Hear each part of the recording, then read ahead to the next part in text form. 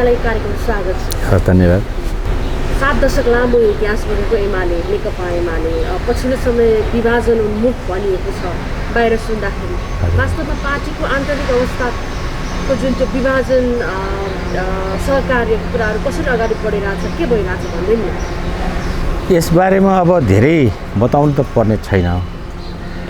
यहाँहरूले मिडियाबाट र पटक पटकका नेताहरूको बैठक र चाहिँ मिटिङहरू जसरी चल्दै आएका छन् त्यसबाट पनि धेरै जानकारी चाहिँ भइसकेको छ। म एउटा कुरा अब प्रष्टै छ कि अहिले नेताहरूको बिचमा एक खालको मेलमिलाप चाहिँ बनिरहेको छैन। आज नेपाल कम्युनिस्ट पार्टी एमालेको इतिहास हेऱ्यो भने यो संस्थापन 2006 साल वैशाख 10 गतेदेखि नेपालको कम्युनिस्ट आन्दोलनलाई अगाडि बढाउनको निम्ति जसरी चाहिँ भूमिका खेलेको पार्टी हो, यो बिचमा धेरै टुटफुटहरू, त्यो खालका विभाजनहरू आए। अब पहिलो त केशरजंग रायमाझीबाट सुरु हुन्छ, त्यसपछि आएर मोहन विक्रम सिंह, नारायणमान बिजुक्छे लगायतको एउटा टिमबाट अर्को सुरु हुन्छ भने त्यसपछि मोहन विक्रम सिंहबाट धेरै हाँगाहरू, आज कमरेड प्रचण्ड हुनुहुन्छ, नेकपा माओवादी केन्द्र पनि त्यो मोहन विक्रमको बाई प्रोडक्ट हो है। मोहन विक्रम पछि जनमोर्चाबाट अहिले नेकपा माओवादी बनिया छ। र अहिले चाहिँ के देखिन्छ भनेदेखि धेरै त्यस्तो खालको विभाजनमा गएको चाहिँ नेताहरूले एउटा माओवादी केन्द्र चाहिँ देखियो जनयुद्धको कारणले, नभए त्यसपछि पनि फेरि त्यो पनि विभाजन भएको छ। नेकपा माओवादी केन्द्र पनि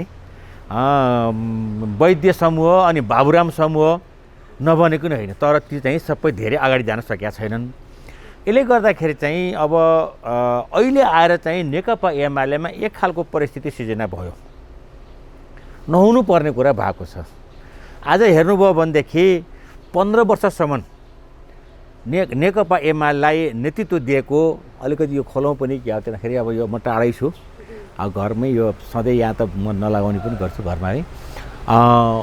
अब 15 वर्ष नेतृत्व दिएको महासचिव बनेको नेकपा एमालेको माधव कुमार नेपाल, पहिला महासचिव त्यसपछि अध्यक्ष बनेको 12 वर्ष नेतृत्व दिएको झलनाथ खनाल, जसले यो पार्टी यहाँ ल्याउनको निम्ति उहाँहरूको भूमिकै छैन भन्ने कुरा चाहिँ होइन। 15 वर्षसम्म महासचिव भएर माधव कुमार नेपालले नेकपा एमाले जुन खालको नेतृत्व दिनुभयो, 2049 सालमा जनताको बौद्धले जनवाद कार्यक्रमको रूपमा पेश भएको थियो। दुर्भाग्य 2050 सालको जेठ 3 गते मदन भण्डारीको हत्या भयो। त्यसपछि नेकपा एमालेले ल्याएको कार्यक्रमको रूपमा ल्याएको जनताको बौद्धले जनवाद बेवारिसी अवस्थामा पुग्ने हो कि भन्ने चिन्ता थियो, तर त्यसलाई कसले सम्हाल्नुभयो? माधव कुमार नेपाल सम्हाल्नुभयो। जब उहाँ महासचिव बन्नुभयो, महासचिव बनेपछि 49 सालमा आएको जनताको बौद्धले जनवादलाई 55 सालको महाधिवेशनमा 54 सालको 6औं महाधिवेशनमा त्यो चाहिँ सिद्धान्तको रूपमा पारित भयो। त्यसपछि 7औं महाधिवेशन जो जनकपुरमा भएको थियो 59 सालमा, त्यति बेला त्यो चाहिँ मार्गदर्शक सिद्धान्तको रूपमा चाहिँ त्यसलाई अगाडि बढाइयो। यो कसले गर्यो भन्दाखेरि चाहिँ नेकपा एमालेको महासचिव माधव कुमार नेपालको नेतृत्वमा रहेको पार्टीले गर्यो। भनेपछि यो ढङ्गले आज हामी जनताको बौद्धले जनवाद किन स्वीकारेका हौँ र चाहिँ हामीले किन कार्यक्रमको रूपमा ल्यायौँ भन्दाखेरि चाहिँ संसारमा कम्युनिस्ट आन्दोलन र रक्षात्मक अवस्थामा भएको बेलामा प्रतिस्पर्धाबाट कम्युनिस्ट पार्टी स्थापित गर्नुपर्छ। मार्क्सले जब चाहिँ कम्युनिस्ट पार्टीको घोषणापत्र दिनुभयो, अथवा चाहिँ 1848 जुन घोषणापत्र चाहिँ बाहिर घोषणा गर्नुभयो, त्यसमा के भन्नुभएको छ भने मार्क्सवाद एउटा विज्ञान हो, विज्ञान समय सापेक्ष जसरी प्रयोग गर्नुपर्छ त्यही अनुसार प्रयोग हुन्छ र कम्युनिस्ट पार्टी अथवा मार्क्सवाद त्यो देशको विशिष्टता अनुसार चाहिँ लागू हुन्छ भन्ने कुरा चाहिँ मार्क्सले आफ्नो घोषणापत्र लेख्नु भएको छ। त्यसकारण चाहिँ अब हामीले सबै कुरा चाहिँ मूल्याङ्कन गरेर राष्ट्रिय अन्तर्राष्ट्रिय मूल्याङ्कनपछि हामी कहाँ पुगेको भन्दाखेरि चाहिँ नेपाल कम्युनिस्ट पार्टी एमाले कहाँ पुगेको भन्दाखेरि चाहिँ अब हामी नयाँ परिस्थितिबाट, जसरी मार्क्सवादले ठोस परिस्थितिको ठोस विश्लेषण भन्छ, त्यसै गरी चाहिँ त्यो विश्लेषण गर्नुपर्छ भनेर हामी अब लोकतान्त्रिकरण हुनुपर्छ भनेर जनताको बदौले जनवाद ल्याउनुको मुख्य उद्देश्य भनेको के हो भने कम्युनिस्ट पार्टी पनि अब लोकतान्त्रिकरण हुनुपर्छ भन्ने सोचका साथ चाहिँ यसरी चाहिँ आएको हो र चाहिँ जनताको बदौले जनवादले हाम्रो पार्टीलाई सर्वश्रेष्ठ आजको मत जे आएको छ नि, आजको चाहिँ यो मत 2 वर्षको 1 वर्षको कम्युनिस्ट पार्टीको कार्यक्रम, त्यसको प्रयत्न, त्यसका चाहिँ नेताहरूको नेतृत्वबाट मात्रै होइन, यो 49 सालमा 5औं महाधिवेशनमा ल्याइएको जनताको बदौले जनवादमा सबै नेताहरू त्यसमा चाहिँ सहमत हुनुभयो। केही हुनुहुन्थेन, अहिले पनि हुनुहुन्न, उहाँहरू त्यो लोकतान्त्रिकरणको निम्ति उहाँहरू तयार हुनुहुन्थेन, जडसूत्रवादी ढङ्गले उहाँहरू सोचिरहनु भयो। तर अधिकांश नेतृत्व तहबाट चाहिँ जब लोकतान्त्रिकरणलाई नै बढी प्राथमिकता जोड दिइसकेपछि आज हामी यहाँ आइपुगेका छौँ र यो लामो समयको चाहिँ कम्युनिस्ट पार्टीको यात्राले यो पार्टी यो ठाउँमा आइपुगेको। यो हताहतमा चाहिँ यत्तिकै कुनै एउटा व्यक्ति 2टा व्यक्तिको प्रयत्नबाट होइन, लाखौँ लाख कार्यकर्ताको प्रयत्नबाट, लाखौँ लाख कार्यकर्ताले गरेको मेहनतबाट यो पार्टी यति ठुलो बनेको हो। र अहिले दुःख लागेको छ किनखेरि चाहिँ यहाँले जुन प्रश्न सोध्नुभयो कि अब चाहिँ विभाजनको सङ्घारमा पुगेको हो कि एक खालको नेताहरूमा जुन खालको बेमेल छ, यो बेमेलले चाहिँ अनेक खालका चाहिँ समस्या सिर्जना गर्ने हुन् कि जे चिन्ता गर्नुभएको छ त्यसमा हामी धेरै चिन्तित छौँ। हामी सच्चा नेकपा एमालेका सिपाहीहरू, पहरेदारहरू धेरै चिन्तित छौँ। मेरो कुरा गर्नुहुन्छ भन्दाखेरि त म 2028 सालको फागुन महिनामा हाम्रो चाहिँ युवराज गेवाली, अहिले पनि उहाँ स्थायी कमिटीकै सदस्य हुन्छ, उहाँले मलाई विद्यार्थी कालमा सङ्गठित गरेर पार्टी प्रवेश गराएर आएको मान्छे हो र म 2028 साल फागुन 20 गतेदेखि यता कहिले पनि कमिटीविहीन छैन, म जहिले पनि कमिटीमा बसेको छु र अहिले आज जुन खालको परिस्थिति पार्टीभित्र देखिएको छ त्यसले धेरै दुःखी बनाएको छ। म आफ्नो तर्फबाट, म केन्द्रीय कमिटीको सदस्य हो, सांसदको हिसाबले कुरा गर्नुभयो भनेदेखि त म लगातार 5 पटक पाल्पा जिल्लाबाट निर्वाचित भएर आएको प्रत्यक्ष निर्वाचित व्यक्ति हुँ। म आज 27 वर्षदेखि म सांसद छु। यही पार्टीले मलाई चाहिँ यो ठाउँमा पुर्याएको छ, यही पार्टीका कार्यकर्ता जनताहरूले मलाई यहाँ पुर्याएका छन्। के को निम्ति? यो मुलुकको परिवर्तनको निम्ति, नेपालको समृद्धिमा नेकपा एमालेबाट मात्रै अगुवाई हुन सक्छ र मुलुकले समृद्धि हासिल गर्छ भन्ने सोचका साथ मलाई पुर्याएका हुन्। तर अहिले जुन खालको हामी मत ल्याएका थियौँ, जसरी सरकार बनाउने मौका पाएका थियौँ, हामीले हो 2074 सालको असोज 27 गते चुनावी तालमेल पनि गऱ्यौँ नेकपा माओवादी केन्द्रसँग। 2टा पार्टी मिल्दाखेरि 2074 सालको मक्सिर 11 र 21 गते भएको निर्वाचनमा हामीले अत्यधिक बहुमत ल्यायौँ। बहुमत ल्याइसकेपछि हामी अझै सरसल्लाह गरेर चाहिँ सङ्घीय समाजवादी पार्टी उपेन्द्र यादवकोलाई चाहिँ समावेश गरेर 2/3 मतको सरकार बनाउन हामी सफल पनि भयौँ र हामी 2074 सालको फागुन 3 गते केपी ओली शर्माले नेतृत्व गर्नुभएको सरकार गठन भयो। त्यो सरकार 2/3 मतको सरकार बन्यो। दुःख लागेको छ आज 2/3 मतको सरकार, अनि उपेन्द्र यादव चाहिँ निस्कने बित्तिकै बहुमतको सरकार बन्यो। अनि बहुमतको सरकार बन्दाखेरि कमरेड प्रचण्डको नेकपा माओवादी केन्द्र साथमा थियो, ऊ पनि सरकार बाहिरियो। हामी बहुमतको 2/3 बहुमतको सरकार बहुमतमा आयो। बहुमतपछि हामी अल्पमतमा परेका छौँ। अहिले घटनाक्रमले धेरै दुःखी बनाएको छ। म एउटा कार्यकर्ता, म एउटा नेता मात्रै पार्टीको चाहिँ केन्द्रीय कमिटीको सदस्य सांसद मात्रै होइन कि मैले चाहिँ म जस्ता लाखौँ कार्यकर्ता हामी धेरै दुःखी छौँ। र अहिले चाहिँ जुन खालको परिस्थिति सिर्जना भएको छ, विषय धेरै ठुलो छैन। जुन खालको परिस्थिति सिर्जना भएको छ विषय ठुलो छैन, तर चाहिँ तिक्तता बढ्दै गयो, दूरी बढ्दै गएको छ। यसले चाहिँ कहीँ पार्टी विभाजनसम्म पुग्ने हो कि भन्ने चिन्ता चाहिँ छ। तर हामी लागेका छौँ, हामी कार्यकर्ताहरू पार्टी नफुटोस् भनेर हामीले चाहिँ दिनदिनै धुप गरेका छौँ, हामीले चाहिँ त्यो आराधना गरेका छौँ पार्टी नफुट्दियोस्, किनकि विषय धेरै लामो छैन। यहाँ सैद्धान्तिक कुरा पनि छैन, विधि पद्धतिका कुरा छन्, केही कुराहरू छन् जुन एकाधिकार जमाउने खालको जुन अधिनायकवादी सोच छ त्यसको चाहिँ हामी विरोध गरेका छौँ, तर ठुलो विषय छैन। त्यस कारण चाहिँ हामी लागेका छौँ। अब मेरै कुरा गर्नुहुन्छ भने मैले पनि धेरै प्रयत्न गरेको छु। मैले प्रधानमन्त्रीलाई यो 1 हप्ता 1.5 हप्ताको 10 दिनको बिचमा त भेटेको छैन, नभएदेखि वैशाख महिनामा मात्रै पार्टी एकताको निम्ति मैले 5 पटक त प्रधानमन्त्रीलाई भेटेको थिएँ। भेट्नु भएको छ, अरू पनि धेरै साथीहरू लाग्नु भएको छ। आज चाहिँ गोकर्णजीको नाम आइरहेको छ, योगेश भट्टराईको नाम आएको छ, सुरेन्द्र पाण्डेको नाम आएको छ। अब स्वयं प्रधानमन्त्रीसँग चाहिँ माधव नेपालले पनि भेट्नु भएको छ। त्योदेखि बाहेक व्यवसायी साथीहरू पनि लाग्नु भएको छ, धेरै साथीहरू, त्यसमध्ये एउटा म पनि लागेको छु। मैले पनि पार्टी एक बनाउनुको तपाईँहरूले चाहिँ केही न केही कम्प्रोमाइज गर्नुहोस्। तपाईँहरू चाहिँ कम्प्रोमाइज गर्नुभयो भनेदेखि पार्टी एक भयो भनेदेखि देशले जित्छ र कम्युनिस्ट आन्दोलनले जित्छ। मैले उहाँहरूलाई भनिराखेको छु, यतिसम्म मैले भनेको छु कि तपाईँहरू अलिकति हार्न तयार हुनुहोस्, देशले जित्छ र कम्युनिस्ट आन्दोलनले जित्छ पनि उहाँहरूलाई मैले भनेको छु। सबै नेतालाई भनेको छु मैले यो कुरो। मैले चाहिँ जुन बेलामा हाम्रो एकता थियो र चाहिँ पुसको 5 गते संसद विघटन भएपछि नेकपा माओवादी केन्द्रलाई टोटल अब चाहिँ नेकपा एमालेबाट बाहिरिने घोषणा गर्यो प्रचण्ड कणसम्म यो कुरा भनेको छु। तपाईँहरू अझै पनि मिल्नुहोस् है। तपाईँहरू मिल्नुभयो भने देशले जित्छ, नेपालको कम्युनिस्ट आन्दोलनले जित्छ भनेर मैले अनुरोध गरेको छु उहाँलाई पनि।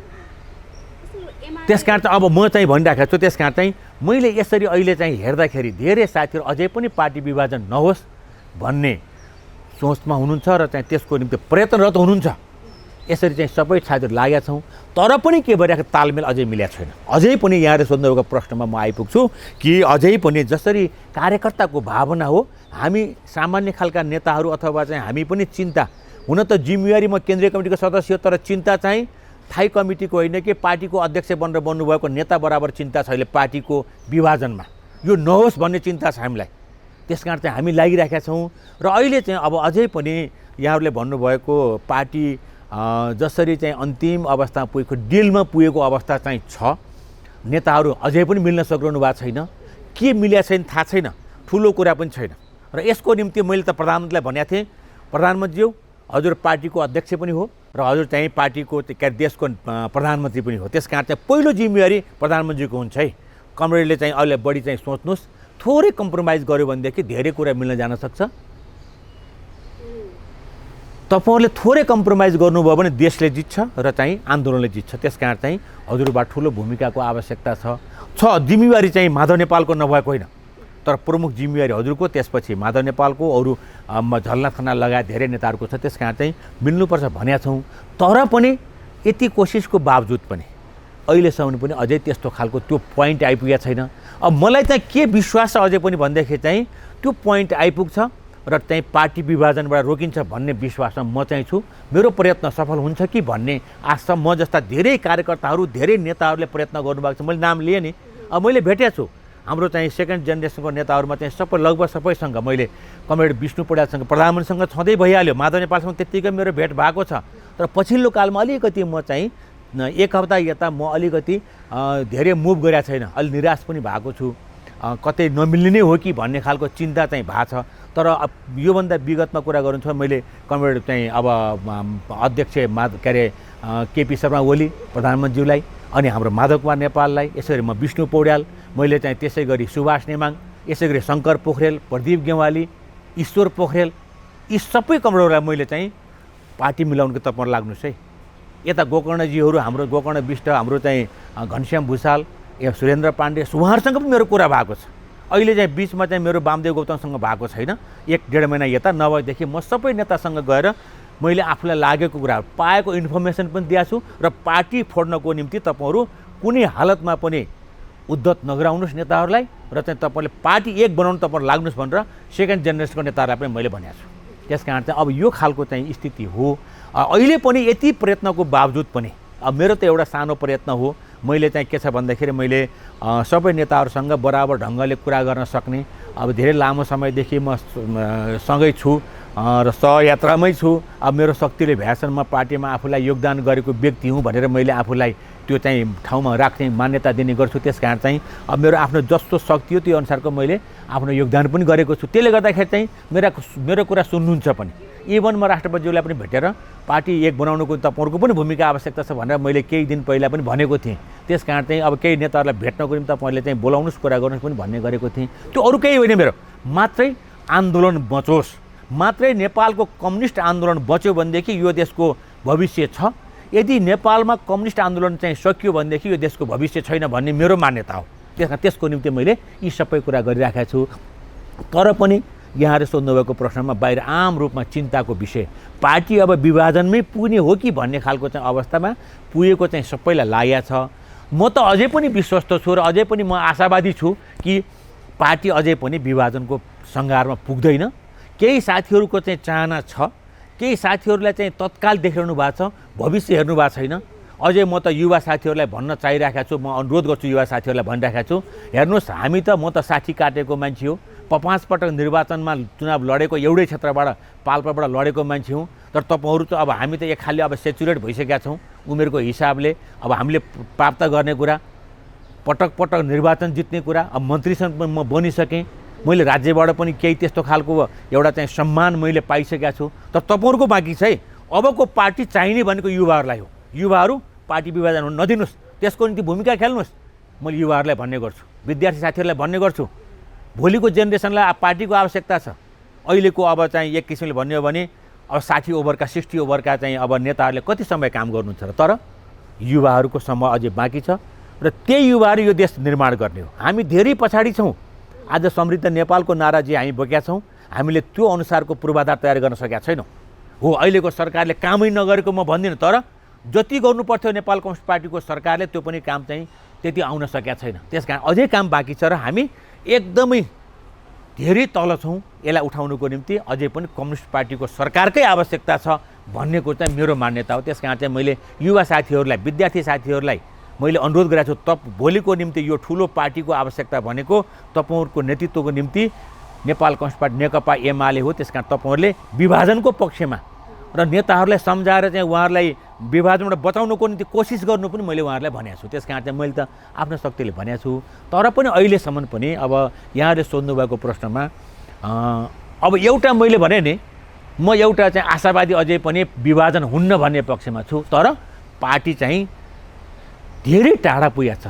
नेताहरूको चाहिँ जुन खालको चाहिँ एउटा सम्बन्ध हो त्यो चाहिँ धेरै दूरी बढेको छ। तर राजनीतिमा असम्भावना केही पनि हुँदैन। हामीले संसारको प्र्याक्टिस हेऱ्यौँ भनेदेखि पनि म एकपटक सुनेको थिएँ कि बेन्जामिन नेतान्याहु जुन इजरायली नेता थिए र चाहिँ यासिर अराफात चाहिँ प्यालेस्टाइन नेता थिए, उनले यासिर अराफातले म बेन्जामिन नेतान्याहुसँग हात मिलाउन्न भनेर भनेको थिए अरे। अनि तर चाहिँ घटनाक्रमले के ल्याइदियो भन्दाखेरि चाहिँ उहाँले अब पछि गएर चाहिँ वार्ता गर्ने, अनि त्यसपछि गएर युएनले दिएको चाहिँ अब निर्देशनअनुसार चाहिँ वार्तामा बस्नुपर्ने, पछि गला मिलाउनु परेको थियो। भनेपछि यो अन्तर्राष्ट्रिय प्र्याक्टिस हेऱ्यो भने पनि राजनीतिमा चाहिँ असम्भावना केही हुँदैन। हामी त धेरै नजिकका, धेरै सहयात्रा गरेका, आज केपी ओली र माधव नेपालको चाहिँ तपाईँले चाहिँ सहयात्राका कुरा गर्नुभयो भने 47 वर्षको कम्युनिस्ट आन्दोलन अगाडि बढाउनको निम्ति उहाँहरूको चाहिँ सहयात्रा छ। यसरी सहयात्री भएर सँगै हिँडेको, हिजो दुःख सुखमा सँगै साथ दिएको, हिजो कहिले चाहिँ केपीले माधव नेपाललाई चाहिँ उठाउनको निम्ति प्रयत्न गर्नुभयो, कहिले माधव नेपालले केपीलाई उठाउनु प्रयत्न गर्नुभयो। आज हेर्नुहुन्छ भनेदेखि 2053 सालको चाहिँ इतिहास हेर्नुहुन्छ भने पहिलोपटक केपी ओलीलाई चाहिँ तेस्रो वर्गीयतामा ल्याउने मान्छे माधव कुमार नेपाल नै हो। सम्भवतः त्यति बेला चाहिँ सिपी मैनाली हुनुहुन्थ्यो होला, तर उहाँले चाहिँ सिपी मैनालीको ठाउँमा केपी ओलीलाई लिएर आएर अगाडि बढाउनु भयो। कारण हुनसक्छ त्यही कारणले पार्टी विभाजन पनि 54 सालमा भएको थियो। सिपी मैनाली नेकपा एमालेमा बस्नु भएको थिएन, सिपी मैनाली वामदेव गौतम। यसरी चाहिँ हिजो उहाँको त्यो सहयोग रह्यो। 62-63 जनआन्दोलनपछि पहिलोपटक मन्त्री प्रस्ताव गर्ने बेलामा चाहिँ परराष्ट्र तथा उप प्रधानमन्त्री प्रस्ताव गर्ने मान्छे माधव कुमार नेपाल हो। अनेक खालका आरोप थियो उहाँलाई, तर माधव नेपालले आन्दोलनपछिको लगत्तै पछिको गिरिजाप्रसाद कोइरालाको सरकारमा उहाँलाई उप प्रधान तथा परराष्ट्र मन्त्री बनाउनु भयो। आज 66 सालको कुरा गर्नुहुन्छ भने माधव कुमार नेपाललाई जुन बेलामा झलनाथ खनाल पार्टीको अध्यक्ष हुनुहुन्थ्यो, त्यति बेला माधव नेपाललाई प्रधानमन्त्री बनाउनुको निम्ति केपी ओलीको पनि त्यस्तै भूमिका छ। यसै गरी नेताको हेर्नुभयो भनेदेखि, राजनीतिक रूपमा हेर्नुभयो भनेदेखि पनि 6औं महाधिवेशनमा माधव नेपाल र केपी ओली एक ठाउँ हुनुहुन्थ्यो। अत्यन्तै बलियोसँग चाहिँ उहाँहरू एकताका साथ चाहिँ नेपालगञ्जको 6औं महाधिवेशन सम्पन्न गर्नुभएको थियो। 7औँमा आइपुग्दा नपुग्दा के भयो, माधव नेपाल र केपी ओलीको बिचमा थोरै वैचारिक भिन्नता भयो। जनकपुरको 7औं महाधिवेशनमा जो 59 सालमा भएको, त्यति बेला माधव नेपाल एउटा पक्षमा उभिनुभयो अनि केपी ओली अर्को पक्षमा उभिनुभयो। धन्य उहाँहरूको बिचमा चाहिँ दुईटा पक्षबाट उभिने खालको वातावरण तयार भयो। तर त्यसलाई चाहिँ फेरि सबै कार्यकर्ताको भावना बुझेर फेरि एक भएर जानुभयो। त्यसपछि निर्विरोध रूपमा चाहिँ माधव नेपाल त्यति बेलाको महासचिव बन्नुभयो। त्यसपछि तपाईँ 7औँमा हेर्नुभयो, 8औँमा हेर्नुभयो भनेदेखि बुटोलमा भएको 7औँमा दुईटा नेता फरक फरक धारमा उभिनुभयो भने 8औँमा पुग्दाखेरि के भयो, माधव नेपाल र केपी ओली एक ठाउँमा, झलनाथ खनाल र वामदेव अर्को ठाउँ उभिएर पनि अनि 8औँ महाधिवेशन सम्पन्न भयो। हिजो हेर्नुभयो भनेदेखि। अब 9मा आइपुग्दाखेरि के भयो, अध्यक्ष 2टामा विभाजन भयो, माधव नेपाल पनि अध्यक्षको दावेदार, केपी ओली पनि दावेदार, केपी ओलीले जित्नुभयो। यो त भइरहेछ। 5औं महाधिवेशनमा एक ठाउँ हुनुहुन्थ्यो, 6औँमा एक ठाउँ हुनुहुन्थ्यो, 7औँमा फरक ठाउँ उभिनुभयो, 8औँमा पुग्दाखेरि एक ठाउँमा आइपुग्नु भयो, 9मा पुग्दाखेरि के फरक उभिनु। यो खालको चाहिँ उहाँहरूको यात्राका क्रममा यी सबै घटनाक्रमहरू छन्। त्यस कारण चाहिँ पार्टीभित्र यस्तो हुन्छ। यो विचारको पार्टी हो नेकपा एमाले भनेको, यो गतिशील पार्टी हो। यस्ता खालका विचारका पार्टीमा कतिपय बेलामा चाहिँ महाधिवेशनको बेलामा यस खालको विचार उब्जिनु स्वाभाविक हो। त्यस कारण चाहिँ यो छ। त्यसको बावजुद पनि के हो भने अहिले जुन खालको दूरी बढेको छ, यो दूरी यसलाई चाहिँ कम गर्नुपर्छ र पार्टी एक बनाउनुपर्छ। यसमा मैले त भन्ने गरेको छु, प्रधानमन्त्रीज्यूसँग सिधै भनेको छु, प्रमुख भूमिका प्रधानमन्त्रीज्यूको हो, किनखेरि उहाँ अध्यक्ष पनि हो पार्टीको र चाहिँ पार्टी के अरे देशको प्रधानमन्त्री पनि हो। र त्यसपछि अर्को भूमिका जिम्मेवारी भनेको चाहिँ माधव नेपालको हो। दुईजना चाहिँ मिल्नुपर्छ र पार्टी एक बनाएर लैजाने र चाहिँ नेपालको कम्युनिस्ट आन्दोलन जोगाउनुपर्छ।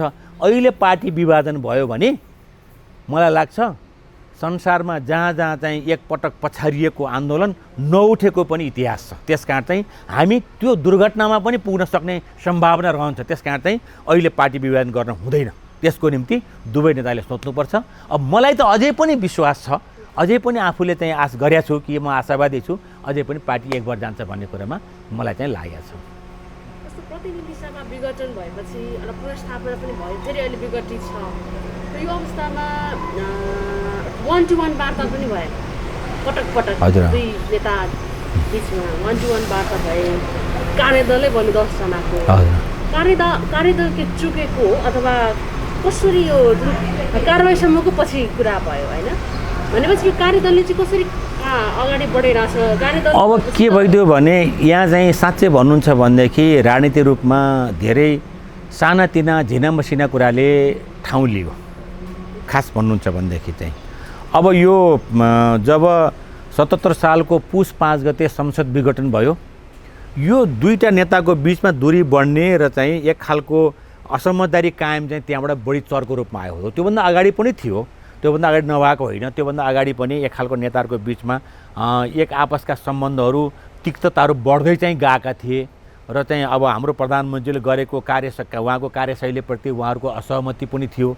यो खालको त भएको हिजो।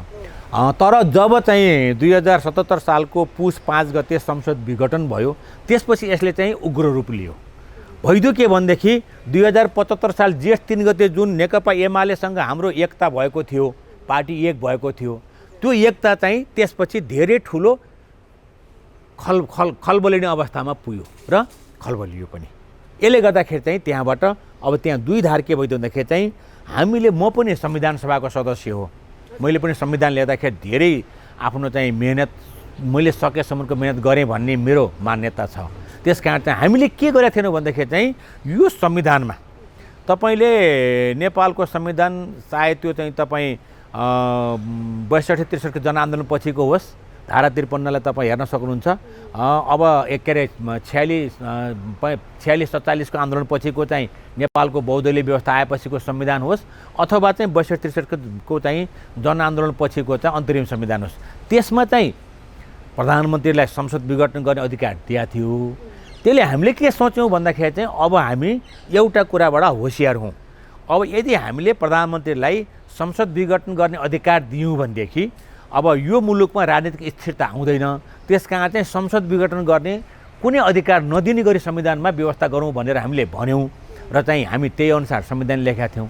तर पछि गएर के भइदियो भन्दा अहिले चाहिँ के भयो भने अब त्यो विषयमा चाहिँ हाम्रो प्रधानमन्त्रीज्यूले खासै ध्यान पुर्याउनु भएन, संसद विघटन गरिदिनु भयो। र अब अहिले पनि म क्याटेगोरिकली के भन्छ भन्दाखेरि चाहिँ संविधानमा संसद विघटन गर्ने जुन धारा 76 को 2बाट बनेको सरकार थियो, यसलाई अधिकार थिएन। त्यही भएर 2077 सालको फागुन 11 गते सर्वोच्चले संविधानको विपरीत संसद विघटन भएको हुँदा पुनर्स्थापित गरिएको छ पनि भन्यो। यसरी चाहिँ आएको थियो। यही क्रममा अहिले के भइदियो भन्दाखेरि चाहिँ पछिल्लो कालमा अब तिक्तता बढ्दै गएको थियो, एक आपसका रागहरू बढ्दै गएको थिए। प्रधानमन्त्रीले आफ्नो चाहिँ जुन खालको शैली हो आफ्नो काम गर्ने, पार्टी कार्य चाहिँ पार्टीको सल्लाह के कुनै खालको सहमति बिना नियुक्तिहरू गर्ने, अरू खालका गतिविधि, सरकारले एक खालको चाहिँ राम्रो काम भइदिएको भएर जनताले एकदमै प्रशंसा गरे भए पनि ठिकै थियो भन्नु, त्यो पनि अब कम भयो। त्यस कारण चाहिँ फेरि पनि कुरा उठ्यो कुरा उठिसकेपछि अब धारा 76 को चाहिँ 2, 3, 4 पनि आकर्षित हुँदै गयो। गइसकेपछि अब विश्वासको मत लिने कुरा पनि भयो अनि विश्वासको मतमा अब एकता हुन सकेन। एक खालको चाहिँ सबैको चाहिँ मन एउटै बन्न सकेन अनि 27 गते फागुन चाहिँ लिएको वैशाख लिएको मत पनि एक खालको परिस्थितिमा गयो।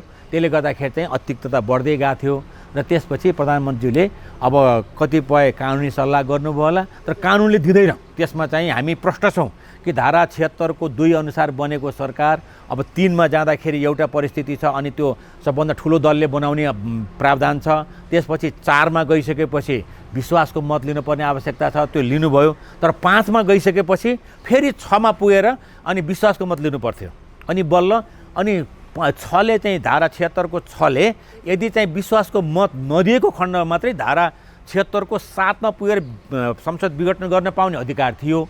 तर प्रधानमन्त्रीले बिचमै गरिदिनु भयो। यत्तिकै चाहिँ त्यो धाराहरू प्रयोग गरेर अनि अब कुनै त्यसको कार्यान्वयन नगरिकन अथवा चाहिँ धारा 76 को 6 मा नपुगिकन 7 मा पुगिदिनु भयो। यसले गर्दाखेरि चाहिँ एकदम अप्ठ्यारो स्थिति सिर्जना भएको थियो र अनि उहाँले चाहिँ विघटन गरेपछि अरू बढी चाहिँ तिक्तता बढ्यो। सब पार्टीसँग सल्लाह भएन, सबै चाहिँ सामूहिक रूपमा त्यसको चाहिँ कुनै अब सरसल्लाह गरेर चाहिँ एक मत बनाउने खालको वातावरण पनि तयार भएन। त्यसले गर्दाखेरि चाहिँ अब विश्वासको मतमा पनि अब झन्डै 28 भोट चाहिँ आउन सकेन। यो सबै कारण के हो भन्दाखेरि चाहिँ अब यो चाहिँ अब प्रधानमन्त्रीसँग बेमेल भएको कारणले हो। त्यसमा हामी पनि छौँ तर हाम्रो फेरि के थियो भन्दाखेरि चाहिँ त्यति बेला हामीले मत नदिनुको कारण चाहिँ एउटा चाहिँ पार्टी एक बनाउनुको निम्ति यसले पनि दबाब सिर्जना गर्छ भन्ने सोचाइले पनि हामीले मत दिएको थिएनौँ। म पनि एउटा मत नदिने मध्येको हो। मैले पनि पार्टीको व्हिप उल्लङ्घन गरेको छु। म पार्टीको हिसाबले मैले चाहिँ अब त्यो अनुशासनहीन काम गरेकै हो। त्यसमा मैले चाहिँ सोझै भन्नुपर्छ। तर के को निम्ति थियो त्यो भन्दाखेरि चाहिँ हामीले गएको वैशाख 27 गते हामीले विश्वासको मत नदिनेको कारण भनेको के थियो भने पार्टी एक बनाउने यसले दबाब सिर्जना गर्छ है। केपी ओलीलाई पनि यसले चाहिँ दबाब सिर्जना हुन्छ र चाहिँ हामी भोलि पार्टी एक बनाउन सजिलो पर्न सक्छ भन्ने एउटा सोचमा पुग्यौँ र हामी 28 जनाले भोट पनि दिएनौँ। यसका यस्तो खालको चाहिँ घटनाक्रम बढ्दै गयो। यसले चाहिँ झन् तिक्तता चाहिँ बढायो। हामीले सोचेको पार्टी एक हुन्छ भन्ने खालको तर चाहिँ वैद्य के भन्दाखेरि चाहिँ तिक्तता बढाउँदै गयो र चाहिँ अब प्रधानमन्त्रीले आफ्नो लाइन जे हो त्यही गर्दै जानुभयो। सहमति गर्ने सल्लाह गर्ने कुरा पुग्नु भएन। त्यसले गर्दाखेरि चाहिँ यो वातावरण यो चाहिँ अवस्था सिर्जना भएको छ र अहिले गएर पछिल्लो कालमा अब उहाँले जब संसद विघटन गरिसकेपछि संसद विघटन गर्न हुन्न भन्ने पक्षमा हामी थियौँ र अब एउटा चाहिँ संवैधानिक यहाँहरूलाई मैले थोरै जानकारी के गराउँछु भने धारा 76 को 5 बाट बनेको सरकारले संसद विघटन गर्न पाउँदैन। धारा 76 को 6 मा पुग्नै पर्छ, विश्वासको मत लिनुपर्छ र यदि विश्वासको मत प्राप्त भएन भने धारा 76 को 7 मा पुगेर संसद विघटन गर्न पाउँछ। तर प्रधानमन्त्री त्यहाँ पुग्नु भएन र हाम्रो अहिले जोडबल के हो भन्दाखेरि चाहिँ धारा 76 को 6 मा पुगौँ, हामीले पनि साथ दिन्छौँ, सबै सहयोग गर्छौँ तर संसद विघटन गर्न पाइन्न भनेर भनेको हो। अब यसमा हामीले अर्को एउटा चाहिँ अब कमजोरी त अब सरस्वती हेर्दाखेरि देखिन्छ तर कमजोरी चाहिँ कानुनी रूपमा छैन। फेरि हामीले अहिले चाहिँ शेरबहादुर देउवालाई हुन त सुरुमा चाहिँ माधव कुमार नेपाललाई प्रधानमन्त्री बनाउने भन्ने कुरो आएको थियो। हामी नेकपा एमालेका सांसदहरूले साँच्चै भन्दा सुरुमा माधव नेपाल नै प्रधानमन्त्री बन्नुहुन्छ भन्ने हामी विश्वास गरेका थियौँ। तर पछि गएर त्यो संरचना के अरे चाहिँ त्यो समायोजन उनीहरूको चाहिँ त्यो के भन्छ हाम्रो एलायन्सले शेरबहादुर देउवालाई निर्णय गर्यो। तर चाहिँ के थियो भने पहिला माधव नेपालकै मैले प्रचण्डसँग बुझ्दा अनि स्वयं माधव कुमार नेपालसँग अनि हाम्रो चाहिँ नेताहरूसँग कुरा गर्दाखेरि पनि अब थोरै सम्भावना भएको बुझिसक्यो। ठिक छ, माधव नेपाल हुनुहुन्छ भनेदेखि चाहिँ हामी माधव नेपालको निम्ति हस्ताक्षर सङ्कलन गरौँ। मैले त अझै धेरै साथीहरूसँग कुरा गरेको थिएँ। धन्य चाहिँ 42-43 जना साथीहरू माधव नेपाल प्रधानमन्त्री बन्ने भयो, हामी आएर चाहिँ शनाखत गर्न तयार छौँ पनि भन्नुभएको थियो मसँग। अनि त्यसपछि कतिपय साथीहरू आउनु पनि भयो, सही पनि गर्नुभयो। तर त्यो एलायन्सले पछि शेरबहादुर देउवालाई निर्णय गर्यो। अब हामीले त्यति बेला चाहिँ कमजोरी भनौँ जे भने पनि हामीले आफ्नो हस्ताक्षर फिर्ता त मागेनौँ। तर जे होस् त्यति बेला चाहिँ अब फेरि एउटा कुरा म के सम्झाउन स्मरण गराउन र चाहिँ तपाईँहरूको बिचमा जानकारी गराउन के चाहन्छु भन्दाखेरि हामीले धारा 76 को 5 प्रयोग गर्दाखेरि म प्रधानमन्त्रीको निम्ति म उपयुक्त छु र म प्रधानमन्त्री बनिपाऊँ भनेर मैले चाहिँ राष्ट्रपतिका निवेदन दिन पाउँछु। मैले चाहिँ म त्यति बेला स्वतन्त्र हुन्छु। पार्टीको दलीय हिसाबले आफ्नो ठाउँमा छ तर संविधानले के भन्छ भन्दाखेरि चाहिँ धारा 76 को 5मा पुगेपछि कुनै पनि सांसद प्रधानमन्त्रीको निम्ति आधार पेश गर्छ भने प्रधानमन्त्री नियुक्ति हुन सक्ने छ भने त्यसमा चाहिँ भनेपछि हामी धारा 76 को 5बाट के हुन्छ भने म आफै पनि गएर अब मैले चाहिँ नेकपा एमालेको 121 जना, नेपाली काङ्ग्रेसको 61 जना र चाहिँ मलाई नेकपा माओवादीको तर्फबाट पनि सहयोग हुने हुँदाखेरि चाहिँ मलाई प्रधानमन्त्री नियुक्ति गरिपाउँ भनेर मैले निवेदन राख्न सक्छु। तर मैले दिएको आधार चाहिँ कानुनी रूपमा चाहिँ ठिक छ कि छैन भनेर चाहिँ भोलि छानबिन हुन्छ, छानबिन हुँदाखेरि म फालिन्छु। त्यो हो त्यसको प्रक्रिया। त्यस कारण चाहिँ म आफै गएर पनि मैले चाहिँ तल लाइनमा लेखेर मेरो चाहिँ हस्ताक्षर गरेको अथवा चाहिँ म चाहिँ प्रधानमन्त्री बन्न पाऊँ भनेको चाहिँ निवेदन दर्ता चाहिँ हुन्छ। त्यो प्रावधान चाहिँ हामीले गरेको हो। र अहिले चाहिँ हामीले अब सेवा दिँदाखेरि पनि हामी स्वतन्त्र सांसद हुने हुँदाखेरि मैले फेरि यहाँनिर के फेरि बिर्सन्न भन्दाखेरि हामी दलीय हिसाबले दलमा छौँ भन्ने कुरो त बिर्सन्न। धारा 76 को 4मा आइपुग्दाखेरि हामी मत दिने बेलामा आफ्नो ठाउँमा छौँ। तर अहिले चाहिँ के हो भन्दाखेरि चाहिँ अहिले हामी 5मा पुग्दाखेरि धारा 76 को 5मा पुग्दाखेरि हामी सांसदहरू स्वतन्त्र रूपमा चाहिँ आफ्नो अधिकार प्रयोग गर्न पाउने भएर त्यो चाहिँ दिएका हौँ। अब हुन त पहिला सुरुमा माधव नेपालको नाम आएको थियो, त्यसमा हामी उत्साहित पनि बढी उत्साहित पनि थियौँ। एउटै पार्टीको भयो त अहिलेसम्म चाहिँ केपी ओलीले गर्नुभयो भने प्रधानमन्त्रीको जिम्मेवारी लिनुभयो भने अब माधव नेपालमा आउँछ के फरक पर्दैन पार्टीभित्रको आउँछ भन्ने कुराले पनि हामी अलि उत्साहित पनि थियौँ। तर पछि एलायन्समा जाँदाखेरि चाहिँ शेरबहादुर देउबाकोमा गयो। तर चाहिँ के भने हामी त्यति बेला चाहिँ अब म आफै भने नि म आफै पनि प्रधानमन्त्रीको निम्ति मैले निवेदन दिन सक्ने व्यक्तिको रूपमा म रहने हुँदाखेरि चाहिँ त्यहाँ दिएका छौँ। र यसले चाहिँ के हो भने राजनीतिक रूपमा चाहिँ एक खालको अब चाहिँ त्यो एउटा असमानता अनि एक खालको चाहिँ बेमेल एक खालको तिक्तता बढाउने दूरी बढाउने काम चाहिँ गरेका छ। अब तर पनि के हो भने यसलाई चाहिँ अब हामी मिलाएर लैजानुपर्छ। अब अहिले पनि हाम्रो के छ भने संसद विघटन गर्न हुन्न भन्ने मान्यता छ हाम्रो। 2 वर्ष अझै बाँकी छ। कोरोनाको यस्तो कहर छ हेर्नुहोस्। अहिले चाहिँ भारतमा जुन निर्वाचन भयो, निर्वाचन हुँदाखेरि मैले थाहा पाएको त्यहाँ निर्वाचनमा खटिएका मात्रै 1600 कर्मचारी कोरोनाले मरे भन्ने कुरा मैले सुनेको छु है। अब त्यो अवस्था छ। अहिले पनि अब हामी चुनाव प्रचार गर्न हिँड्ने कुरा हाम्रो कार्यकर्ताहरू जोसिएर चाहिँ आफ्नो प्रचारलाई अगाडि बढाउने कुरा, त्यसको सँगसँगै अब ठाउँ ठाउँमा भेला आमसभाहरू गर्ने कुरा, चुनाव भनेपछि आइहाल्छ नि त। त्यसपछि गएर चाहिँ अब बुथमा अनि लाइनसँग बस्ने कुरा, अगाडि पछाडि उछिना पासिना गर्ने कुरा, कर्मचारीहरूले चाहिँ कसैको हातमा यो समाउँदै प्रत्येकको हात समाउँदै चाहिँ अब कालो लगाइदिनु पर्ने, यी त छन् नि सबै कुराहरू। यी सबै कुराले गर्दाखेरि चाहिँ अहिले चुनावको समय पनि छैन, अवस्था पनि छैन। अहिले दोस्रो लहर भनिएको छ, अब तेस्रो भनिएको छ, चौथो भनिएको छ। कोरोनाको जुन खालको जोखिम संसारभरि छ। फेरि कसैले रोकेर कसैले अहिले विज्ञानले पनि यसलाई चाहिँ जित्न सकिरहेका छैन भनेपछि यस्तो अवस्था चुनाव चाहिँ सम्भावना छैन। एउटा त हामीसँग 2 वर्ष अझै समय बाँकी छ पहिलो कुरो। दोस्रो कुरो गएर चाहिँ जुन खालको चाहिँ अब अहिले कोरोनाको कहर छ यसले चाहिँ चुनाव हुने सम्भावना छैन। त्यस कारण चाहिँ चुनाव नगरौँ, संसद पुनर्स्थापना गरौँ भनेर हामीले चाहिँ रिट चाहिँ दिएका छौँ। अब सम्भवतः अब कानुनी कुरा सर्वोच्चको कुरा हो। अब सर्वोच्चले पनि हेर्छ कानुनी आधार छ। त्यसमा अरू खालको राजनीतिक कुरा पऱ्यो भने भन्न सक्दैन। तर कानुनी आधार चाहिँ अहिले पनि अब चाहिँ संसद पुनर्स्थापित हुने मैले देख्छु। त्यस कारण चाहिँ अब 2 वर्ष अरू थप काम गरेर अब त्यसपछि गएर चुनावमा जानुपर्ने कुरा मैले चाहिँ आफूलाई पनि लागेको कुरा हो। यिनै छन्। आजै फुट्ने भोलि नै फुट्ने जस्तो कुराहरू आएको छ। यदि पार्टी विभाजन भयो भने यहाँले के गर्नुहुन्छ त्यस्तो केही? होइन, अब अहिलेसम्म म त पार्टी विभाजनको विपक्षमा उभिएको मान्छे हो। चाहे माधव नेपालसँग कुरा होस्, चाहे म चाहिँ झलनासँग होस्, चाहे हाम्रो टिमसँग बसेको कुरा होस्, चाहे केपी ओलीसँग बस्दा प्रधानमन्त्रीसँग बस्दाखेरि कुरा होस्, चाहे विष्णु पौडेल, चाहे म अरू नेताहरू हुनुहुन्छ नि सुभाष नेमाङ लगायत शङ्कर पोखरेल लगायत उहाँसँग बस्दाखेरि चाहिँ म त पार्टीको विभाजनको विपक्षमा छु है भन्ने गरेको छु उहाँहरूलाई। र पार्टी जसमा एक हुनुपर्छ भनेको छु। म अहिले पनि पार्टी विभाजनको विपक्षमा छु। म पार्टी एक भएर जानुपर्छ भन्नेमा म छु। र विभाजन भइसकेपछि हो अहिले के छ भनेदेखि हामीलाई विभाजन गर्नको निम्ति अन्तर्राष्ट्रिय त्यस्ता खालका चाहिँ जुन कम्युनिस्ट विरोधी शक्ति हुन् ती लागिरहेका छन्। त्यो स्वाभाविक हो, त्यसमा अन्यथा मैले मान्दिनँ। किनकि त्यसको निम्ति अब आज होइन, नेपालमा पार्टी स्थापना भएकै दिनदेखि विभाजनको निम्ति यो खालका चाहिँ नलागेका होइन, लागिरहेका छन्। अहिले पनि छन् होला त्यस्ता मान्छेहरू। उनीहरू चाहिँ खुसी हुन्छन्। र विभाजन भइसकेपछि फेरि जोडिएको पार्टी यति शक्तिशाली बन्न गाह्रो छ। त्यस कारण चाहिँ अझै पनि यो देशमा कम्युनिस्ट पार्टीको सरकारको आवश्यकता छ। हामीले अनुभूति गरेका छौँ। विगतमा धेरै पार्टीहरूले चाहिँ सरकार बनाउने मौका पाए र सरकार बनाउने मौका पाउँदाखेरि अरू राजनीतिक पार्टीको पनि सबै टेस्टेड भइसकेका छन् र गर्न सक्ने भनेको नेकपा एमाले मात्रै हो। चाहे तपाईँ 51 सालको मनमोहन अधिकारीको सरकार हेर्नुहोस्, चाहे अहिलेकै कुरा गर्यो भने पनि तुलनात्मक हिसाबमा चाहिँ धेरै काम यो सरकारले गरेको छ। कमजोरी पनि धेरै भएको छ। यसमा हामी चाहिँ फेरि 100% भन्दैनौँ, तर कमजोरी धेरै भएको छ। जति हुनुपर्ने त्यति काम भएको छैन। ग्रासरुटसम्म पुग्ने खालको चाहिँ प्रभाव यसले चाहिँ जमाउन सकेका छैन यो सरकारले। तर ठुला कुराहरू, दूरगामी कुराहरू यो चाहिँ गर्दै पनि गएको छ। सपना चाहिँ देखाइसकेका छ। मान्छेले सपना नदेखिकन चाहिँ त्यसलाई कार्यान्वयन गर्ने र चाहिँ योजना बनाउन सक्दैन। सपना चाहिँ बाँड्या छ।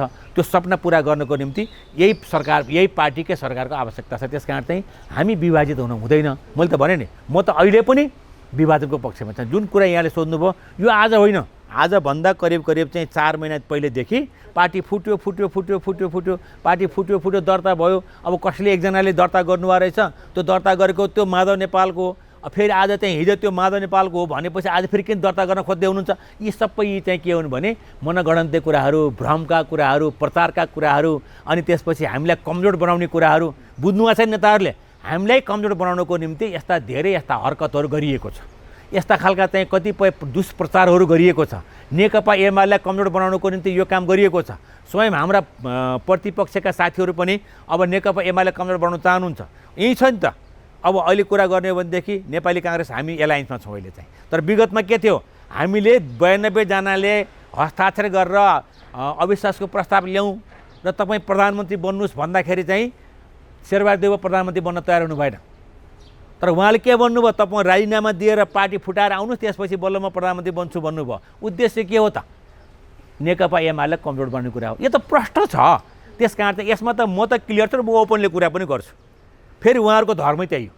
नेकपा एमाले कमजोर नभइकन नेपाली काङ्ग्रेसले आफ्नो प्रभुत्व जमाउन सक्दैन, बहुमत ल्याउन सक्दैन। त्यस कारण चाहिँ उहाँहरूले त उहाँहरूको आफ्नो धर्म निर्वाह गर्नुभएको छ। हामीले हो त्यसको बारेमा चाहिँ सोच्ने कुरा चाहिँ। भोलिको निम्ति आज एलायन्स ठिक छ। आज कतिपयले भारतको उदाहरण दिनुहुन्छ। भारतमा एलायन्सबाट सरकार बनेको छ, एलायन्सबाट निर्वाचन भएको छ। तर धेरै लामो अभ्यासपछिको बाध्यता हो त्यो। तर नेपालमा त्यो खालको अवस्था अहिले आइसकेका छैन। र नेपालमा त्यहाँ भएका चाहिँ पुँजीवादी पार्टीहरूको चाहिँ एलायन्स बढी छ। तर यहाँ कम्युनिस्ट पार्टी र पुँजीवादी पार्टीको बिचमा एलायन्स धेरै गाह्रो पनि छ। हामीले हेरेका छौँ हिजो नेकपा माओवादी केन्द्र र नेपाली काङ्ग्रेसको चाहे त्यो चाहिँ भरतपुरको निर्वाचन हो, चाहे अन्यत्र ठाउँका निर्वाचनहरू हामीले हेरेका छौँ। त्यस कारण चाहिँ वामपन्थीलाई भोट दिनको निम्ति कति तयार हुन्छ, अनि वामपन्थीहरूले फेरि चाहिँ पुँजीवादीहरूलाई चाहिँ अथवा चाहिँ त्यो डेमोक्रेट भनेर चाहिँ चिनिने पार्टीलाई भोट दिन कति तयार हुन्छ। त्यस कारण त्यो पनि आफ्नो ठाउँमा छ। त्यो अभ्यास हामी पुगिसकेका छैनौँ। किनखेरि हामी अब मेरै कुरा गर्नु छ भने म चाहिँ 5 पटक निर्वाचन लडेँ एउटै क्षेत्रबाट। जहिले पनि म काङ्ग्रेसलाई परास्त गर्दै आएको, जित्दै आएको मान्छे हो। जहिले पनि के भयो? रुख र सूर्यको बिचमा लडाइँ भयो। अनि अहिले ती चाहिँ जनताहरू अब कसरी जान्छन् भन्ने कुरो पनि छ। त्यस कारण चाहिँ यी धेरै कुरा छ। विश्लेषण सामान्य खालको छैन। अहिलेको राजनीतिक परिस्थितिमा जे विश्लेषण भएको छ, जे अगाडि आएको कुराहरू साथीहरूले देखिरहनु भएको छ, त्यति सजिलो छैन। त्यस कारण चाहिँ अब यो सबै कुराहरू भोलि बिस्तारै हुन्छ। तर मलाई अहिले पनि के हो भन्दाखेरि चाहिँ हाम्रो पार्टी फुट्दैन र एकताभर जान्छ भन्ने विश्वासमा अहिले पनि म छु। मेरो आफ्नो विश्वास हो त्यो। किनखेरि चाहिँ नेताहरूले बुझ्नुहुन्छ। मैले भनेको छु त्यही भएर तपाईँ थोरै हार्नुहोस्, देशले जित्छ, नेपालको कम्युनिस्ट आन्दोलन जित्छ भनेर मैले नेताहरूलाई कानमा भनेको छु। एक ठाउँमा त प्रधानमन्त्री एक कुरा गर्दै थिएँ। एकजना मसँग सँगै बसेको व्यवसायी साथी हुनुहुन्थ्यो। उहाँ पनि मिडिएटर बनेर काम गर्नुभएको थियो। उहाँ त जुरुक्क उठ्न डराउनु भयो। हार्ने कुरा गर्ने प्रधानमन्त्रीलाई भनेर भन्नुभयो। म अरू पनि भनेको थिएँ यो नबिगार्नुहोस् है। हिन्दी एउटा गीत छ, बना के क्यों बिगाडा है ये ऊपर वाले भन्ने एउटा गीत छ। त्यो गीत पनि मैले प्रधानमन्त्रीसँग गाएको थिएँ। तपाईँहरूले बनाउनु भयो। यो पार्टी बनाएको तपाईँहरूले, यो पार्टी बनाएको तपाईँहरू नेताहरूले आज 40 वर्ष, 45 वर्ष, 50 वर्षसम्म आफ्नो निरन्तर 70 वर्षसम्म निरन्तर रूपमा चाहिँ तपाईँहरूले काम गरेर यो पार्टी यहाँ आइपुगेको हो। त्यही भएर तपाईँहरू उपरवाले, तपाईँहरू नै हो माथिको मान्छे। त्यस कारण चाहिँ बना के क्यों बिगाडा है उपरवाले भन्ने गीत चाहिँ बनाउने फेरि बिगार नगर्नुहोस् है, यो काम चाहिँ माफ गर्नुहोस् भने भनेको थिएँ क्या। त्यस कारण मेरो त ओपन कुरा हेर्नुहोस्, म त पार्टी हितको निम्ति, मुलुकको हितको निम्ति, नेपाली जनताको हितको निम्ति मैले चाहिँ आफ्ना कुरा राखेको छु। अब यसमा कतिलाई चित्त पनि नबुझ्न सक्छ। अब यो बोल्न नहुने कुरा बोलेको छ भन्ने पनि लाग्न सक्छ। तर मैले मेरो आफ्नो कुरा राख्न चाहिँ म छोड्दिनँ। अब जनताहरूसँग पनि मैले अब चाहिँ गएर अब कतिपय कुरो कमजोरी पनि भएको छ। अब चाहिँ मैले अब एक किसिमले भन्यो भनेदेखि चाहिँ हुइप उल्लङ्घन भएका कुराहरू महसुस छ, तर चाहिँ के भने त्यो बाध्यता पनि थियो र त्यो के को निम्ति थियो, पार्टी एकताको निम्ति, जोडबल पुर्याउनको निम्ति, दबाब दिनको निम्ति भन्ने चाहिँ मेरो मान्यता हो। त्यस कारण चाहिँ त्यो भएको छ र अहिले पनि मेरो चाहिँ चाहना के हो भने पार्टी एक भएर जाओस्। नेताहरूसँग हाम्रो अनुरोध अहिले पनि छ र चाहिँ अब म त सेकेन्ड जेनेरेसनको नेताहरूलाई के पनि भनेको थिएँ भन्दाखेरि तपाईँहरू कार्यदलमा बस्न पाउनु भएको छ, तपाईँ 10 जना हुनुहुन्छ, 10 जनाले 24 घन्टाभित्र एउटा प्रतिवेदन तयार गर्नुहोस् र दुईटा बुढालाई बुझाउनुहोस्, केपी ओली र माधव कुमार नेपाललाई, अध्यक्षज्यूलाई र प्रधानमन्त्रीज्यू हुनुहुन्छ केपी शर्मा ओली, उहाँलाई र चाहिँ माधव नेपाललाई बुझाउनुहोस्, यो ढङ्गल जाने र कम्युनिस्ट आन्दोलन बचाउने भनेर तपाईँहरूले निर्णय गर्नुहोस् पनि मैले भनेर सल्लाह दिएको थिएँ। लगभग मैले चाहिँ भीम रावल बाहेक त्यो टिमका 90 जना सदस्यसँग मैले भेटेर कुरा पनि गरेको थिएँ। म भेट्छु किनखेरि चाहिँ मलाई चासो चिन्ता पनि छ, म सबै नेतासँग भेट्न मलाई कुनै समस्या पनि छैन, उहाँहरूले पनि मलाई सहज रूपमा चाहिँ भेट्ने चाहिँ दिनुहुन्छ र मैले प्रधानमन्त्रीज्यूलाई अब माधव कुमार नेपाल सबै ठुल्ठुला नेतासँग पनि मैले भेटेर यो कुरा राख्ने गरेको छु। त्यस कारण चाहिँ अब मेरो त अहिले पनि चाहना त्यही हो कि पार्टी एक भएर जानुको निम्ति सेकेन्ड जेनेरेसनका नेताहरूले पनि अब भूमिका खेल्न पर्ने आवश्यकता छ। म फेरि पनि भन्छु कि यदि अहिले पार्टी विभाजन भयो भने सेकेन्ड जेनेरेसनको नेताहरूको निम्ति पनि ठुलो एउटा दुर्भाग्य हुन्छ, यसपछि नेपालको कम्युनिस्ट आन्दोलनलाई ठुलो धक्का पुग्छ। त्यस कारण चाहिँ सेकेन्ड जेनेरेसनका नेताहरू पनि अब विशेष ढङ्गले पार्टी एकताको निम्ति लाग्नुहोस् भन्ने मेरो चाहिँ अनुरोध छ। बजेटको विषयमा कुरा गर्नु चाहिँ बजेट चाहिँ राम्रो आएको छ समग्रमा है। यसभित्र कमजोरी पनि छन्। आज गिट्टी बालुवा निकाल्नेदेखि लिएर केही करका दायराहरू खुकुलो गर्ने कुराहरू पनि बेठिक पनि छन् त्यसभित्र, तर समग्रमा चाहिँ बजेट राम्रो छ, नेपाली जनताको मन छुने गरी नै आएको छ। यसमा चाहिँ म हाम्रो अर्थमन्त्रीज्यू विष्णु पौडेललाई धन्यवाद पनि दिएको थिएँ र चाहिँ मैले अब यसको कार्यान्वयनको पक्ष भने अलिकति कठिन छ, किनखेरि गाह्रो छ।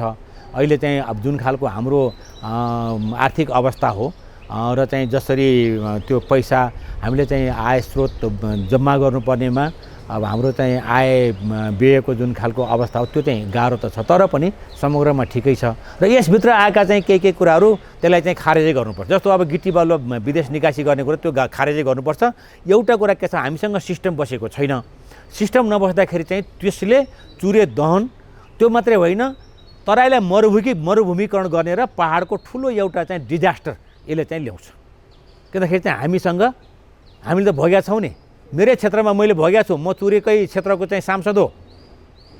एक ठाउँमा खाल्टो पार्छ, त्यो खाल्टोमा लिएर आएर सारा अरू ठाउँका चाहिँ ढुङ्गा जम्मा गर्छ अनि त्यसपछि त्यहाँबाट मेरै खाल्टाको भनेर लैजान्छ। यो त हामीले भोगेका छौँ प्रत्यक्ष रूपमा। हामी त ओपनली कुरा गर्छौँ यस विषयमा, विरोध गरेका छौँ, कारबाहीको निम्ति माग गरेका छौँ। म मन्त्री हुँदाखेरि मैले चाहिँ क्रेसर मेसिन खोलिनँ। एक ठाउँ खोलेको भएदेखि सारा ठाउँमा खुल्थ्यो र त्यसपछि दहन हुने कुरामा चाहिँ कमी हुन्थेन। त्यस कारण चाहिँ हामीसँग अझै सिस्टम नबसेको हुँदाखेरि त्यो गाह्रो छ। यस्ता कुराहरूको विषयमा चाहिँ अब रिथिङ्क गर्नुपर्छ बजेटमा, तर चाहिँ समग्रमा ठिकै छ। र अहिले जुन खालको जसपा त्यसमध्येमा चाहिँ महन्त ठाकुर र राजेन्द्र महतोको समावेशको कुरो छ, मैले त्यसलाई अन्यथा लिन्न। एउटा तपाईँहरू प्रश्न हुनुहोस्, म सबै हाम्रो दर्शक महानुभावहरूसँग मेरो अनुरोध के छ भन्दाखेरि उहाँहरूको नियति नै त्यही हो। उहाँ यो मुलुकको हितमा कहिले पनि कुरा गरेको देखाउनुहोस्, एउटा रेकर्ड देखाउनुहोस् अनि मसँग कुरा गर्न आउनुहोस्। हिजो मधेस आन्दोलन भयो, नेपाली जनताको हितमा थिएन, नेपालको मुलुकको हितमा थिएन, त्यो कसैको इसारामा थियो। आज बहुराष्ट्रको कुरादेखि लिएर जे आएको छ, महन्त ठाकुरको त्यो चाहिँ अहिले के अरे हाम्रो चाहिँ राजेन्द्र महतोको अहिले खण्डन गरेर केही अर्थ छैन। उहाँहरूको भन्नुभएको छ नि, कुर्सीमा टक्क बसेर अनि उहाँले चाहिँ यो हाम्रो कार्यक्रमभित्रको हामीले प्रधानमन्त्रीसँग के अरे हाम्रो सरकारमा समावेश हुँदाखेरि हामीले यसलाई अगाडि बढाउँछौँ र त्यो मात्रै होइन, उहाँले त आन्दोलनको कुरा र सारा कुरा ल्याउनु भएको छ। यो उहाँहरूको एउटा चाहिँ योजनाको कुरा हो। यसमा कोही भ्रममा नपरौँ। महन्त ठाकुर र राजेन्द्र महतोले जुन खालको कुरा गर्नुभएको छ त्यो चाहिँ हामी भ्रममा पर्नु हुँदैन है। त्यो नेपाल र नेपाली जनताको हितमा होइन। तपाईँले हेर्नुभयो भने संसारमा यस्तै कारणले ती देशहरू समाप्त भएर गएका छन्। आज फिजीको कुरा गर्नुभयो भने बिहारको महेन्द्र चौधरी फिजीको राष्ट्रपति भए। कति वर्षको बिचमा 1979 मा गएका मान्छे 1992 पुग्दा नपुग्दै उनी चाहिँ 10-12 वर्षको बिचमा त्यहाँको चाहिँ राष्ट्रपति पुग्ने, प्रधानमन्त्री बन्ने खालको हैसियतमा पुगे। यस्तै यस्तै कारणले हो। आज चाहिँ तपाईँ सिक्किम हेर्नुभयो भने सिक्किम 1971 तिर भारतमा विलय भयो। 32 जनाको त्यहाँ संसद थियो। त्यो 32 जनाको संसदमा 2 जना मात्रै भारतमा यो सिक्किमलाई विलय गर्न हुन्न भन्नेमा उभिनुभयो। 30 जना सबै के थियो, भारतीय मूलका चाहिँ र भारतीय गाइडलाइनमा आएका चाहिँ सांसद थिए। अनि त्यसपछि सिक्किम चाहिँ भारतमा विलय भयो। तर त्यसलाई कति 1953 मा बनाएको चाहिँ योजना 1971 मा त्यो सफल भएको छ। हामी त्यो अवस्थामा छैनौँ। तर पनि के छ भने हाम्रो सार्वभौमिकता, हाम्रो अखण्डता र हाम्रो स्वाभिमानलाई आँच पुग्ने खालका यस्ता कुराहरू हामी बहुराष्ट्र बन्न सक्छौँ। कुनै साइनो सम्बन्ध छैन। हामीले चाहिँ हिजो संहिता बनाउँदाखेरि कुनै अर्को देशलाई ल्याएर जोडेको, कुनै अर्को देशसँग चाहिँ हिजो हामीले कम्प्रोमाइज गरेको आत्मनिर्णयको अधिकार दिएको हो होइन। जस्तो रुसमा कुरा गर्नुभयो भनेदेखि जुन बेला लेनिनले चाहिँ सोभियत सङ्घ बनाउँदाखेरि जुन बेलामा सोभियत सङ्घ बन्यो त्यो भन्दाखेरि चाहिँ थियो चेचेनिया छुट्टै राज्य थियो, त्यो आएर त्यहाँ गाभियो। बेलारुस अर्कै राज्य थियो, त्यो त्यहाँ आएर गाभियो। यस्ता धेरै राज्य गाभिएर अनि शर्त के थियो भन्दाखेरि चाहिँ आत्मनिर्णयको अधिकारसहित हामी यदि छुट्टिन चाह्यौँ भने हामीले त्यो निर्णय गर्न पाउँछौँ भनेर चाहिँ त्यहाँ गाभिएका थिए। पछि गएर चाहिँ 1992-95 मा छुट्टियो पनि। भनेपछि त्यो अवस्था। तर हाम्रो त्यो होइन। हामी हिजोदेखिको स्वाभिमानी ढङ्गले अखण्ड राज्यको रूपमा हाम्रा पुर्खाको ठुलो मेहनतबाट बनेको एउटा चाहिँ यो अविभाज्य देश हो। यहाँ यस्ता कुरा गर्ने भनेको मुलुकको अपराध र चाहिँ मुलुकप्रति अपराध गर्ने कुरा हो। त्यस कारण चाहिँ गर्न पाइँदैन। त्यो चाहिँ मैले ठुलो कुरो मान्दैन। उहाँहरूको नियति नै त्यही हो, उहाँहरूको सोच नै त्यही हो, उहाँहरूको चाहिँ प्लानिङ त्यही हो। अब तराईमा के हुन्छ भन्दा उहाँहरूलाई चाहिँ अब नेपालप्रति कति माया चाहिँ छैन भन्ने कुरो चाहिँ अब हामीले धेरै यहाँ व्याख्या गर्नु पर्दैन। तर यस्ता कुरा गर्न पाइँदैन। कुर्सीमा बसेर आफ्नो पार्टीका यस्ता खालका चाहिँ मुलुकलाई विखण्डन गर्ने, मुलुकको सार्वभौमिकतामा आँच आउने खालको, मुलुकको स्वाभिमानमा चोट पुग्ने खालको कुरा गर्न चाहिँ पाइँदैन। त्यो कुर्सीमा बसेर पाइँदैन। मैले उहाँको कुर्सीमा बसेको बेला मैले हेरेँ, उहाँले चाहिँ खण्डन गर्नुभएको छ धेरै विरोधपछि। तर त्यो खण्डन चाहिँ भित्री मनबाट होइन, त्यो चाहिँ पाइँदैन। म त्यसको विपक्षमा नेपाल सरकारको मन्त्रीको कुर्सीमा बसेर, अहिले उपप्रधानमन्त्रीको कुर्सीमा बसेर त्यो खालको अभिव्यक्ति दिन पाइन्छ? पाइँदैन।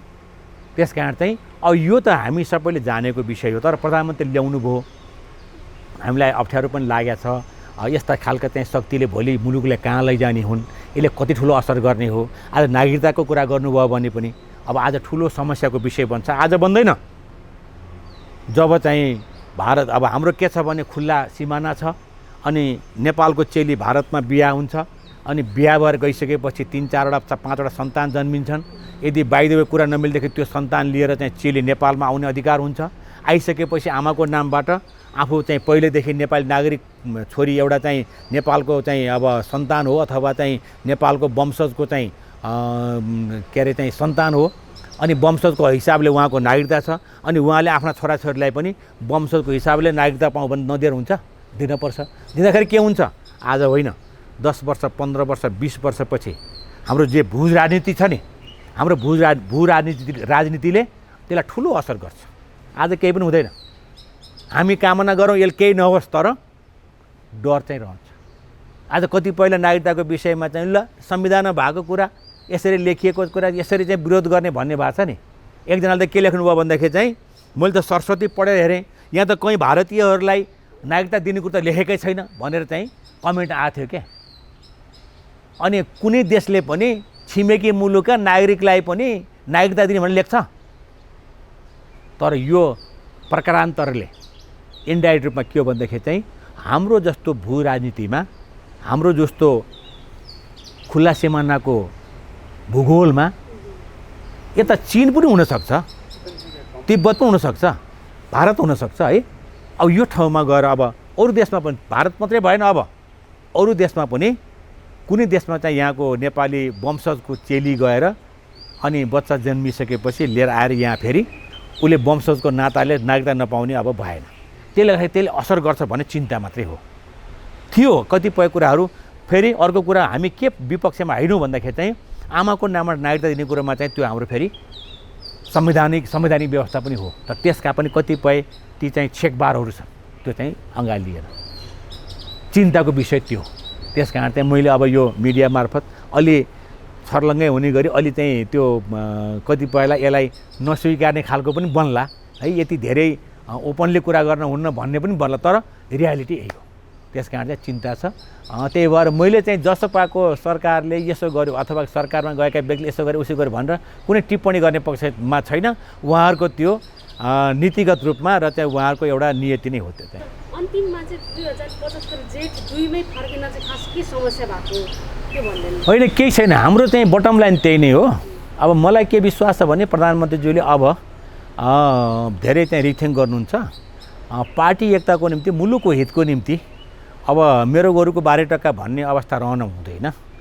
त्यसको निम्ति प्रधानमन्त्रीज्यूले अब जेठ 2 मा फर्कने कुरा जुन हाम्रो बटम लाइनको रूपमा माधव नेपालले पेश गर्नुभएको छ, हामीले पनि त्यही कुरा गरेका थियौँ।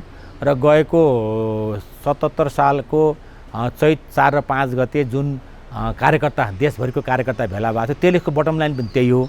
तर त्यसमा के हो भनेदेखि चाहिँ कतिपय कुराहरू कम्प्रोमाइजबाट जाने कुरामा चाहिँ कमी गर्नु हुँदैन। आएर बसिसकेपछि, एउटै कोठामा बसेपछि, एउटै मिटिङमा बसेपछि फेरि आफै मिल्दै जान्छ। त्यसमा चाहिँ त्यो केही कुनै ठुलो कुरै छैन। यस्ता घटनाहरू विगतमा पनि भएका हुन्, यस्ता विभाजनहरू विगतमा पनि भएका हुन्। तपाईँले कुरा गर्नुभयो भनेदेखि चाहे त्यो तपाईँले चाहिँ गएको 77 सालको जेठ 8 गते आएको अध्यादेशपछि 77 सालको जेठ के अरे जेठ नै वैशाखको 8 गते आएको अध्यादेशपछि 2077 सालको वैशाख 17 गते जुन वामदेव गौतम लगायत गरेर राजीनामा माग्नुभयो प्रधानमन्त्रीको, त्यसपछि पार्टीको अवस्था धन्नै अब विभाजनमा पुग्यो भन्ने थियो, फेरि जोडियो। त्यसपछि तपाईँ हेर्नुभयो भनेदेखि 2077 सालको भदौ महिनामा त्यस्तै अवस्था आयो, फेरि कार्यदल बनेर चाहिँ 77 सालको भदौ 26 गते सब एक भएर गयो। यस्ता घटनाहरू विगतमा धेरै भएका छन्। अहिले पनि अलिकति कुल माइन्डलेस नेताहरूले सोच्नुभयो र मुलुक र जनता र नेपालको कम्युनिस्ट आन्दोलन बचाउनको निम्ति सोच्नुभयो भने फेरि एक भएर जान सजिलै छ। जेठ 2 पछि त हामी धेरै कुराहरू गर्न सक्छौँ। जेठ 2 भनेको हामीले 2071 सालको असाढ 22 देखि 27 सम्म 9 महाधिवेशन गरेका थियौँ र त्यो 9 महाधिवेशनले जुन खालको चाहिँ पदाधिकारीहरू निर्वाचन गरेको छ, म पनि केन्द्रीय कमिटीको सदस्य, भोटिङैबाट निर्वाचित भएको म सदस्य हुँ, केन्द्रीय सदस्य हुँ। त्यस कारण चाहिँ हामी सबै सदस्य त्यसरी आएका हौँ। त्यसै अनुसार चाहिँ अब पार्टी संरचनाहरू, पार्टी कमिटीका बैठकहरू, पार्टी कमिटीका चाहिँ सम्पूर्ण ती संरचना तयार हुने कुरा ती सधैँ छ र त्यसै अनुसार चाहिँ 9 महाधिवेशनका सम्पूर्ण हाम्रा चाहिँ नीति नियमहरू लागू गऱ्यो भनेदेखि फेरि टाढा छैन, सजिलै हुनसक्छ। अरू त्यस्तो अब के छ र, अब यिनै कुराहरू हुन्। मैले अब पुरै खुलेरै भने, अब यो चाहिँ मलाई लागेको कुरा म एकदम पुरा सामान्य ढङ्गको चाहिँ कुरा गरेर सबैले बुझ्ने गरी चाहिँ, अब म खास गरेर बौद्धिक अथवा चाहिँ त्यो सैद्धान्तिक कुरा भन्दा पनि यी सबै भएका यथार्थ कुराहरू मैले चाहिँ थोरै बताएको छु। यसको निम्ति तपाईँहरूलाई पनि विशेष धन्यवाद।